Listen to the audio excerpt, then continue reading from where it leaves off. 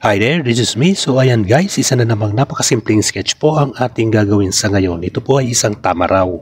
Ang tamaraw bubalos mendorenses o Mindoro dwarf buffalo ay sa Pilipinas lamang matatagpuan sa mga isla ng Mindoro. Ang kulay ng balat nito ay parang kalabaw.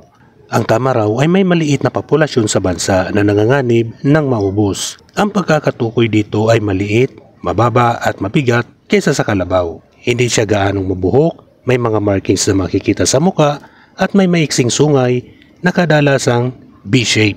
Ang tamaraw ay sa Mindoro lang talaga matatagpuan, ngunit dahil sa pagsakop ng mga tao sa kanilang tirahan, panghuhuli at pagpuputol ng mga puno. Ang mga tamaraw tuloy ay naninirahan sa mga damuhan o grassy plains. May mga malalaking populasyon ng tamaraw na makikita sa kabundukan ng Mount Tiglet, Baco National Park, isang reserve area para sa mga tamaraw. Ang tamaraw ay critically endangered species. At base sa research, ang bilang nito noong taong 2023 ay 325 na lamang. So ayan guys, patapos ng ating pag-i-sketch. Ako po'y nagpapasalamat sa inyo sa walang sawang panunood nyo sa aking mga simpleng sketches. So ayan guys, tapos na nga po. Maraming salamat. Bye bye. Thank you.